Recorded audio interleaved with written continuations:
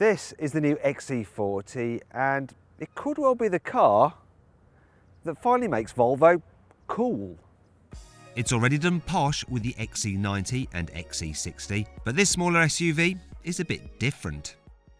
One of the things I like is that while it's definitely a Volvo, the XC40 has its own unique look. It's not just like some scaled down XC60. I also like this colour. It works really well with the bold creases in this car's grille.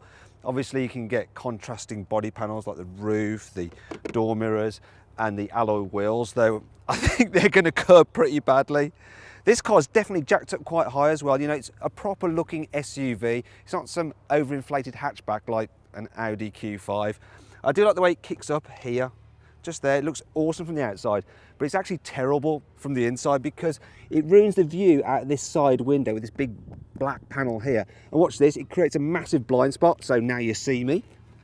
Now you definitely don't see me at all. I'm just completely lost, and hi, I'm here again. And that brings me to the back of the car. So when you come around the back, it's very distinctive. Got a bit of a roof spoiler and these classic Volvo tail lights there. But what do you think about the design? Do you think the XC40 looks better than a Jaguar E-Pace? Click up there to vote. The XC40 starts from just under £29,000, and if you click on the pop-out banner or on the link under the video, you can go to carwow.co.uk to compare offers. You can get the car in 3 main equipment levels and with a choice of 3 petrol or 2 diesel engines. I'm driving the D4 diesel and it's got 190 horsepower and can get from 0 to 60 in just under 8 seconds. So let's see, I'm going to launch it. Yes, important test in a diesel SUV. You can probably hear that. It can be noisy when you rev it out, this engine. And there's the 100 kilometers an hour or 60 miles an hour. So reasonably nippy. There is a problem with this engine though.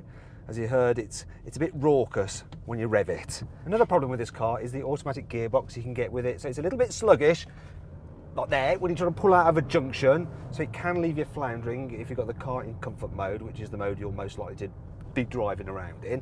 And then there's the gear selector itself. To put it into drive, you have to pull it back twice. And to put it into reverse, you have to push it forward twice, and that just seems unnecessary. Also, if you want to change gears manually using the gear selector, you have to press it to the right to change up a gear and to the left to change down. Why? It should be forward and backward, surely. You can change gear using these steering wheel mounted paddles here, but you don't really want to touch them because they feel all cheap, almost like they've come out of a Christmas cracker. It's crackers, actually. Just get the manual car. It's probably better. However, you need the automatic if you want an XC40 with all-wheel drive. And that's really perfect if you're doing some hardcore, extreme off-roading like I'm doing now.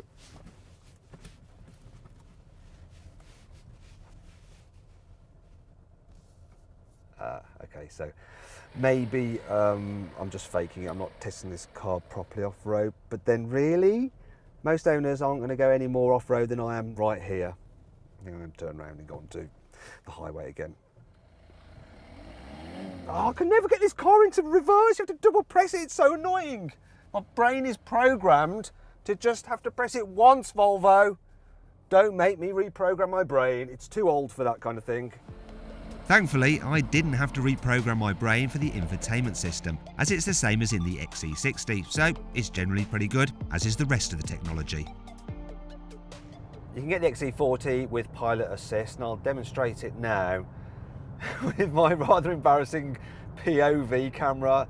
I really didn't want you guys to actually see this, but I'm going to do it anyway. Look. Yes. Oh, the glamour. You can see Sam as well, my producer. Say hello, Sam. There we go.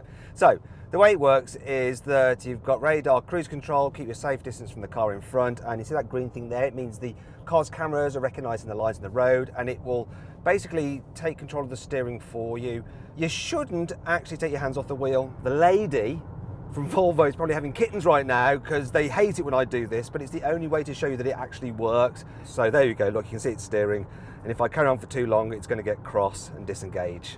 But this system is brilliant because you can just have your hands on the wheel and it'll take the strain out of motorway driving because it does quite a lot of the hard work for you. I love it. But while the XC40 gets big Volvo tech, it doesn't actually share its chassis with the bigger Volvos. Now, cars are built on platforms, and some cars within a range may share the same platform.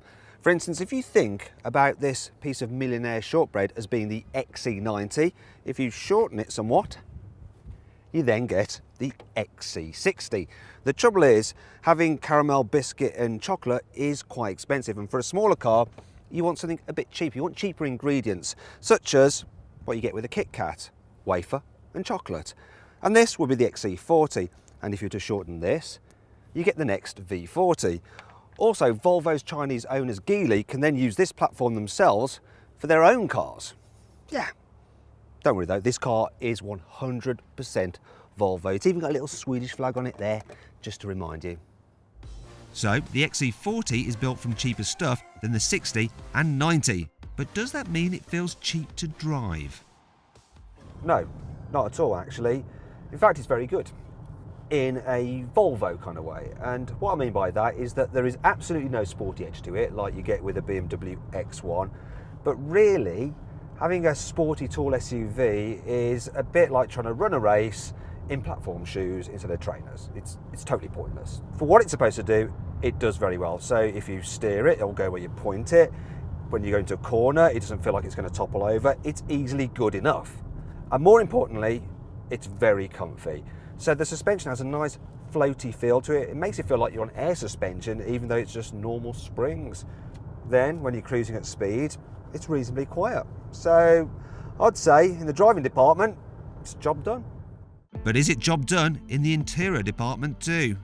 Generally, material quality is pretty good in here. Obviously, it's not quite as plush as the XC60, but then this is a cheaper car. And you've got soft touch materials on the dash, which, yes, they passed the CarWow Flick test. There is one thing I found that I don't like at all, though. Look at the finish here. That is dreadful. You wouldn't get that on an Audi.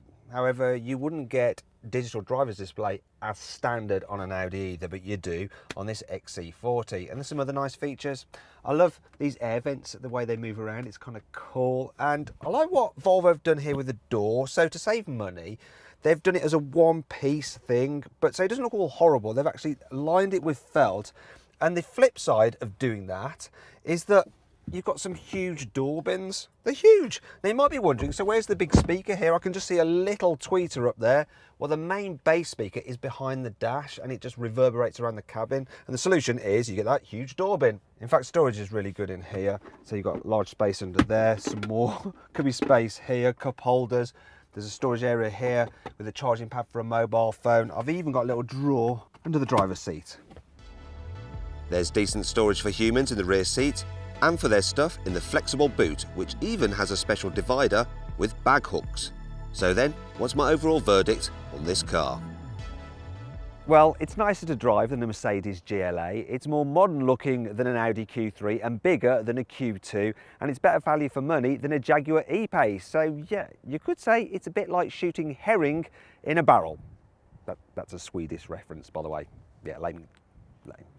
Okay, anyway, if you enjoyed this video, please like it, share it and subscribe to our channel. And don't forget to put your notifications on so you're alerted when we make an upload. Also, click on the windows for more videos.